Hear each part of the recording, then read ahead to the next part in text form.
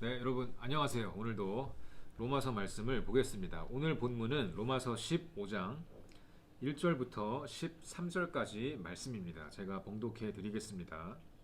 믿음이 강한 우리는 마땅히 믿음이 약한 자의 약점을 담당하고 자기를 기쁘게 하지 아니할 것이라. 우리 각 사람이 이웃을 기쁘게 하되 선을 이루고 덕을 세우도록 할지니라. 그리스도께서도 자기를 기쁘게 하지 아니하셨나니 기록된 바 주를 비방하는 자들의 비방이 내게 미쳤나이다 함과 같으니라. 무엇이든지 전에 기록된 바는 우리의 교훈을 위하여 기록된 것이니 우리로 하여금 인내로 또는 성경의 위로로 소망을 가지게 함이니라. 이제 인내와 위로의 하나님이 너희로 그리스도 예수를 본받아 서로 뜻이 같게 하여 주사 한 마음과 한 입으로 하나님 곧 우리 주 예수 그리스도의 아버지께 영광을 돌리게 하려 하노라. 그러므로 그리스도께서 우리를 받아 하나님께 영광을 돌리심과 같이 너희도 서로 받으라. 내가 말하노니 그리스도께서 하나님의 진실하심을 위하여 할례의 추종자가 되셨으니 이는 조상들에게 주신 약속들을 견고하게 하시고 이방인들도 그 긍휼하심으로 말미암아 하나님께 영광을 돌리게 하려 하심이라.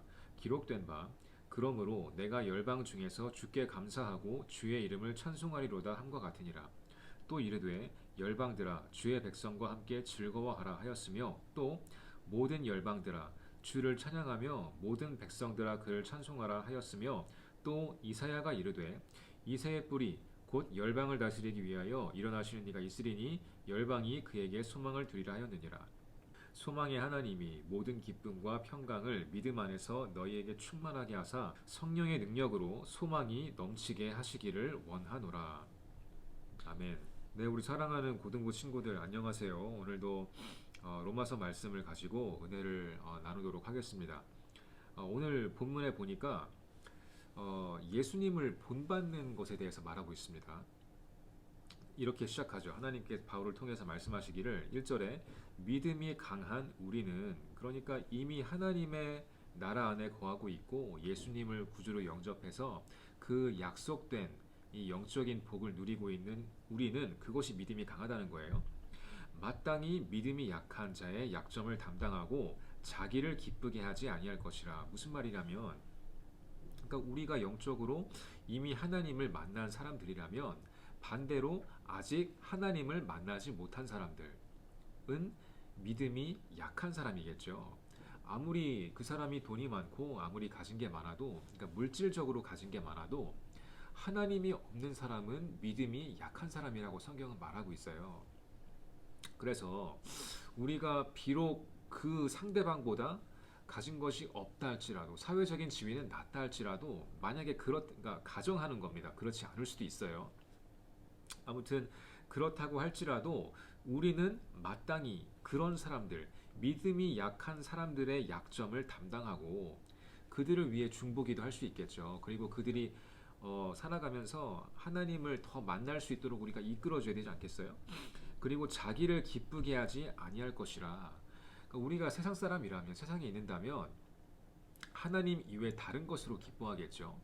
더 많은 재산을 가지려고 할 것이고 또 더 많은 재미와 오락과 그런 쾌락을 추구하려고 할 것인데, 그런 썩어질 것들, 일시적으로만 이렇게 우리 곁에 있다 가는 그런 것들을 통해서 자기를 기쁘게 하지 않는다는 거예요. 하지만 2절에 또 보니까 그래서 우리 각 사람이 이웃을 기쁘게 하되 선을 이루고 덕을 세우라고 하나님께서 바울을 통해 권면하시는 겁니다.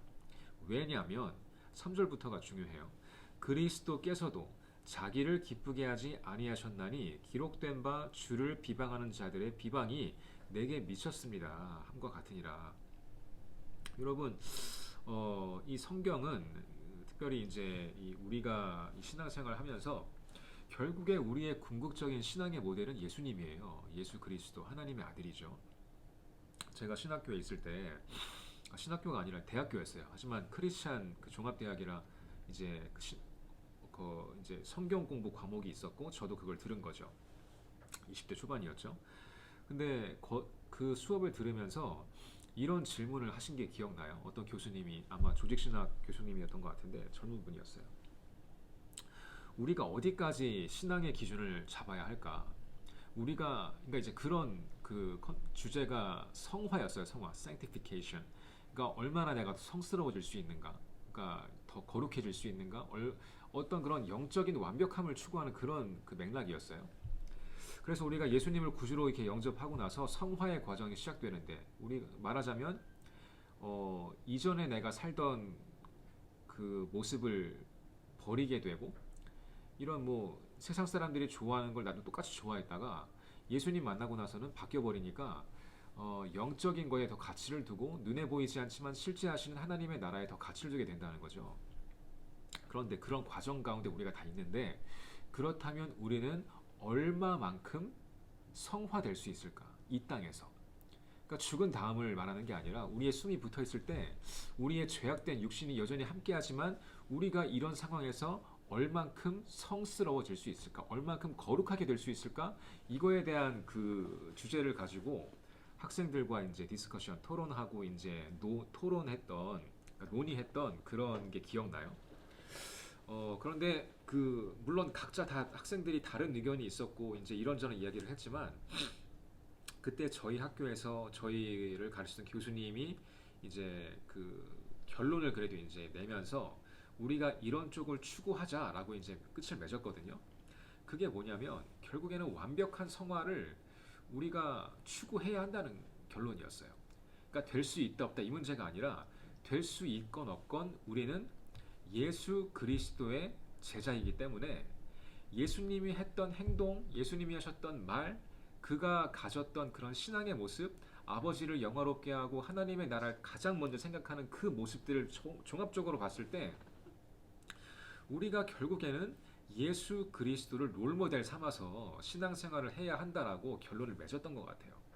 그 말인즉슨 예수님은 완벽하셨죠. 죄가 없으셨어요. 그래서 우리가 비록 죄를 짓죠. 우리는 하지만 사람이기 때문에, 우리는 하나님의 아들이 아니라 죄인이기 때문에 죄를 질 수밖에 없어요. 그리고 매일매일 매순간 매순간 그런 유혹에 빠지죠. 하지만 적어도 우리의 방향, 우리의 목적지는 그렇다고 해서 포기하고 살아가는 것이 아니라, 계속해서 우리의 시선만큼은, 비록 우리의 두 발은 여전히 진흙탕 가운데 있다 할지라도 우리의 시선만큼은 천성, 하늘의 성, 이 시온산, 정말 거룩한 곳을 바라보며 나아가야 이 우리의 삶이 더 복되고 하나님의 나라의 관점에서 더 유용하고 귀하게 쓰임 받을 수 있지 않겠는가, 이런 결론을 냈던 기억이 나요.